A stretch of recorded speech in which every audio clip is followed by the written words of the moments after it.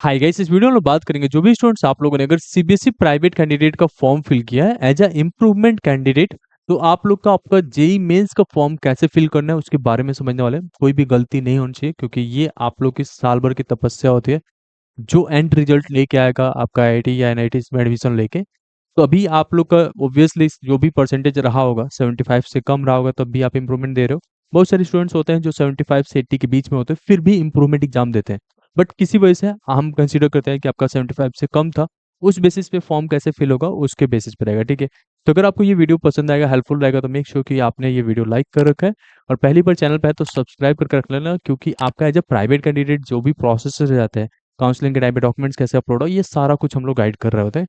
तो यहाँ पे अगर आप लोगों ने सीबीएसई इंप्रूवमेंट के लिए अप्लाई किया है, आपके पास 5 सब्जेक्ट था, आप पास आउट है, बट आपके परसेंटेज लो था, लेट्स से 65 के आसपास होगा या 73, 72, 71 इस तरह के परसेंटेज है। अब आपने 1, 2, 3, 4 या 5 जितने भी सब्जेक्ट्स में आपने अप्लाई किया हो, सब केसेस के हिसाब से मैं बताने वाला हूँ, ठीक है। तो ये चीज़ें ध्यान से आपको समझना है। कोई भी चीज़ अगर समझ नहीं आएगा तो आप हमें कमेंट सेक्शन में पूछ सकते हो।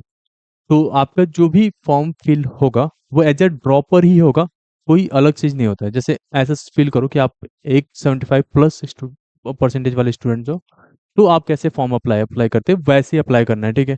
तो आपका जो फॉर्म अप्लाई होगा एज अ पास आउट होगा, कोई चेंजेस नहीं, पास आउट, ये ठीक है। ओके, और उसके बाद से आपका state code of eligibility change नहीं होता।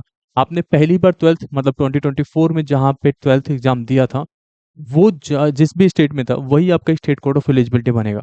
लेट से आपने दिल्ली से 2024 में बोर्ड एग्जाम दिया था और आपके आ गया 65%, तो आपका स्टेट कोड ऑफ एलिजिबिलिटी यही 65% वाले के बेसिस पे है जहां से आपने 65 स्कोर किया था। अब आप इंप्रूवमेंट कहाँ से दे रहे हो, उसी जगह से दे रहे हो तो बात ही अलग है। लेकिन अगर कहीं और से कर रहे हो तो स्टेट कोड ऑफ एलिजिबिलिटी आपका चेंज नहीं होगा, वो पहले वाला कंसिडर होगा। ये भी डाउट क्लियर हो गया। उसके बाद से आपके जो डाउट्स आते हैं कि हमारा मार्कशीट क्या रहेगा, काउंसलिंग के टाइम पे कैसे अपडेट्स होंगे, ये सब चीज़ें मैं अलग बता दूंगा आपको। एक और चीज़ को ध्यान देना है, यहाँ पे जब आप फॉर्म फिल कर रहे होते हो तो आपके स्कूल के डिटेल्स पूछते हैं और आपका ईयर ऑफ द पासिंग पूछता है। तो year of the passing clear है, 2024 है, लेकिन स्कूल के जो डिटेल्स पूछेगा तो आपका प्रीवियस स्कूल का ही डिटेल्स देना है। एज ए ड्रॉपर फिल करोगे तो सारा कुछ वैसे। अब सबसे बड़ा डाउट आता है कि हम अपना परसेंटेज क्या डालें। हमारा तो परसेंटेज है 75 से कम, तो इस केसेस में जेई मेंस ये कभी नहीं कहता कि आपका 75 प्लस होगा तो ही आप फॉर्म अप्लाई कर सकते हो। आपके वॉट एवर परसेंटेज है, लेट से कि 45 परसेंटेज है, तो भी आप अपना फॉर्म अप्लाई कर सकते हो, ठीक है। तो यहाँ पे कोई रुकावट नहीं है। आपको ट्वेल्थ की मार्कशीट अपडेट नहीं करनी है, और आपके लेट से कि 500 में से आए थे केवल 200 मार्क्स, 40% के आसपास, तो भी आप अपना अपडेट कर सकते हो वहाँ पे। तो अभी आपके पास जो मार्कशीट है उसमें जो भी परसेंटेज है उसे एज इट इज आपको फॉर्म फिल करते समय देना है। आपके स्कूल के डिटेल्स, जो पहले वाला स्कूल का एड्रेस था वही देना है। इस बार आप एज अ प्राइवेट कहाँ से इंप्रूवमेंट दे रहे हो उससे कोई लेना देना नहीं रहेगा। उसके बाद से आता है काउंसलिंग के टाइम पे आपका मार्कशीट कैसे अपडेट होगा। आपके पास 2 मार्कशीट हो सकते हैं, आपके पास 3 हो सकते हैं। तो इसके लिए काउंसलिंग के टाइम पे जो है ना वो आपको अलाउ करते हैं कि पीडीएफ में लगा के आप तीनों मार्कशीट अपलोड कर दो। तो आपका मेन मार्कशीट, भले ही आपने सारे सब्जेक्ट का दिया है, तो मेन मार्कशीट जो 2024 का था वो भी आपको अपलोड करना ही करना है। साथ में आपका ये एडेड मार्कशीट जाएगा यहाँ पे, ठीक है। तो अगर आपने 3 मार्कशीट था तो वो एक और ऐड हो जाएगा। इतना सब प्रोसेस करना ही पड़ता है। अब बहुत सारे स्टूडेंट्स होते हैं वो कहते हैं कि हमने 5 सब्जेक्ट का इंप्रूवमेंट के लिए अप्लाई किया है, तो क्या अपियरिंग के तरीके डालेंगे। तो भी आपको अपियरिंग के तरीके नहीं डालना है, आपको एज अ पास आउट ही डालना है। अगर आपने 5 सब्जेक्ट्स के लिए इंप्रूवमेंट में अप्लाई कर रखा है तब भी।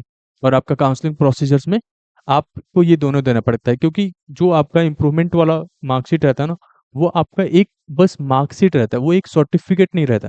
बट जो 2024 में आया था ना वो मार्कशीट कम सर्टिफिकेट है, तो इसलिए उसकी वैल्यू ज़्यादा रहती है। तो उसे देना ही पड़ता है, इवन दो आप इंप्रूवमेंट में इंप्रूव कर दिया। तो स्कूल डिटेल्स आपको समझ में आ गया कि स्कूल के डिटेल्स आपको कैसे फिल आउट करना है। ये सारा प्रोसेस आपको यूज करना है आपका फॉर्म फिल करते समय। कुछ बातों का और ध्यान देना है, आपको फॉर्म फिल करते समय किसी भी तरीके की मिस्टेक्स नहीं करनी है, आराम से फिल करो। कोई चीज समझ नहीं आता आप हमें कमेंट सेक्शन में पूछ सकते हो। आप में से बहुत सारे स्टूडेंट्स रहते हैं वो अभी भी कंफ्यूज रहते हैं, वो इसी डिलेमा में रहते हैं कि पता नहीं कैसे हमारा मार्कशीट जाएगा, कैसे क्या करना है। तो इसको लेके टेंशन नहीं लेना, वहाँ पे क्लैरिफिकेशन जब आपका काउंसलिंग होगा उस समय पे क्लैरिफिकेशन देने के प्रोसेसेस रहते हैं। आपको मार्कशीट 2 बार 3 बार अपलोड करने के ऑप्शंस मिल जाते हैं, ठीक है, जब आपको कॉलेज एलोकेट होता है और डॉक्यूमेंट वेरिफिकेशन होते हैं तब, ठीक है। तो काउंसलिंग प्रोसेस में हम लोग हेल्प करते हैं उस समय पे। तो अगर किसी वजह से आपको लगता है कि आपने फोकस बैच में नहीं हो, अगर आपने ज्वाइन नहीं किया था, उसमें से आप में से most of the students already join हो गए, तो फोकस बैच में अगर नहीं हो तो ज्वाइन कर लेना, ये आप लोग के लिए बेटर अपॉर्चुनिटी है। लिंक डिस्क्रिप्शन हमने दे रखा है।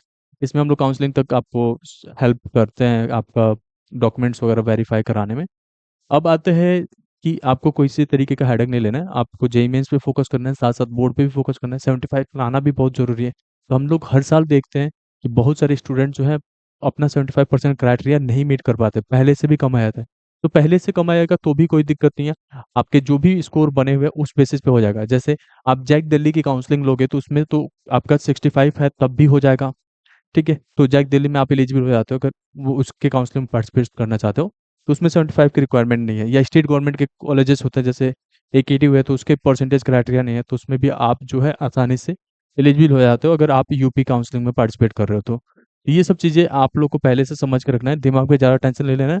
जितना दिमाग को हल्का करके एग्जाम्स के लिए प्रिपेयर करोगे उतना ही बेटर है। बीच में कुछ और नहीं सोचना है। कुछ नहीं समझ में आ रहा है, we are always available here, आप पूछ सकते हो कुछ भी। होप इन डेट आपको ये वीडियो पसंद आया होगा। Thank you so much.